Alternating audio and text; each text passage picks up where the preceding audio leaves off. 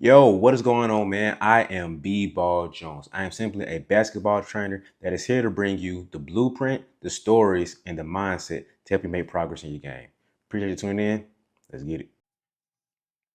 Yo, so we're halfway through the year now. How you doing on all them New Year's resolutions? How you doing with all those things you set out to do this year? Um, Halfway through now, so I think it's time to kind of get in touch and do this accountability check with you. So, how you doing on all those goals you set? If you are on track, congratulations. I feel you. You're doing your thing. Keep going. Do better moving forward too. Like just because you've been doing well so far doesn't mean you can't do better. So let's kick that up too. If you are on the other side of things saying like 6 months already, sheesh, I have not done a thing. I feel you because I feel the same way. I might not be telling the full truth right here, but I feel the same way. I feel like man, 6 months have gone by but I don't feel like I've put in 6 month worth of work in. So if you feel like you're not doing well and you feel like I need to do better, I'm gonna help you out by giving you a couple things I do to get accountability for myself.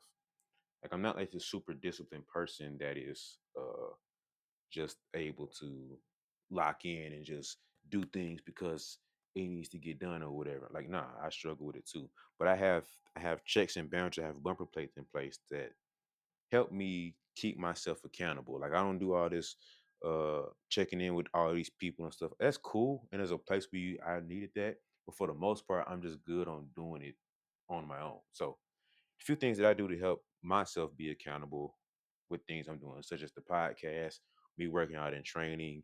Um, that's really all I do for real. To be honest with you guys, all I do is podcast stuff. I think about that a lot, and I think about my training, and I work out myself. So, um, one thing I do with the podcast to be consistent. Number one, the first thing I do is because I have a level of public accountability, meaning that people can see if you're consistent or not. Me posting a podcast consistently, it's a level of public pressure to make sure I'm doing this. Now, most people won't care about the fact that I missed a day or a week, but there's a handful that be like, "Yo, what happened? I thought you dropped this day at this time." I can't let those people down. Like I don't have 100 million fans, but the fans I do have, I rock with you. So if you listen to this, I rock with you. I appreciate you. You're the person that keeps me accountable of doing this at this point because I don't have a mentor or nothing checking on me. I don't have a partner in this being like, yo, we need to do this and do that. Like, nah, it's all on me. I have to be able to do this thing. So I'm thinking like, man, I cannot let these people down because I have public accountability. I have reputation to uphold and keep of being able to be consistent for doing this. So I have this level of public accountability to be able to do that. It's number one. When it comes to me doing my own workout and my own training, I groove it to where like I see me training and working out not as like uh getting summertime fine or doing this thing just for a moment or a period. I'm not on a diet to look good just for my Jamaica trip or looking good for whatever. Like I'm not getting fit and fine for a wedding or for this period of time of life or because New Year resolution. I don't care about that. I view working out as a lifestyle. This is what I do as a part of my life. And so because part of my life is me working out, I figure out ways to get it in there. And so that means that even if I miss a day or two, I miss a week or two, guess what? I'm going to get back in there because this is a part of my lifestyle. The same way we get up and brush our teeth and put our shoes on, put our clothes on and eat and go out throughout the day, the same way I process how am I going to work out? Okay, I like to do it in the morning, so I have to wake up earlier. Do I have to wake up at 5 now instead of doing it wake up at 4 so I can get there at 5 and get to this place at this time, or do I do this and do that? Do I try to squeeze it in after work? Like I'm thinking through this stuff on a regular basis because working out is a part of my lifestyle. So if basketball is seriously a thing for you, you're gonna figure out how to fit it in. If I really want to train, I'm gonna figure out how to put it into my schedule to make sure I'm consistently doing it. Now, that doesn't mean every workout's gonna be the same where I'm getting a full good hour and a half session in where I'm just going at it, going crazy. No. Sometimes it means, all right, I'm only getting 30 minutes in a day. Some days I'm only doing half my workout, but I'm getting these main things in because I need to get something good and productive done for my workout. So for you, if you really want to be about this basketball life, you got to figure out how to get in consistently.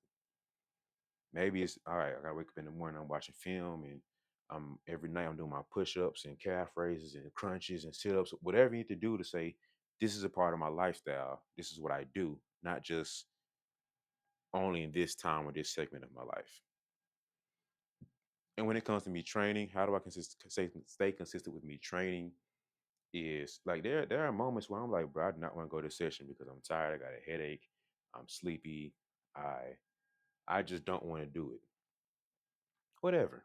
I don't want to make this drive like an hour drive to go train or do whatever I have to do these things. Yeah, I have those days. I have those pockets. But how do I continue to perform even when I don't? When those feelings and emotions creep up? There's two things I do. One, I think about the feeling I get when I train, when I'm seeing my players and how much they're enjoying it. I think about that, and I think about how they would feel if I sent that text or called them like, "Hey, I'm not making it." Like the players really enjoy seeing me. They get happy to see me. They get happy to know they're training with me, and I feel like I can't let them down.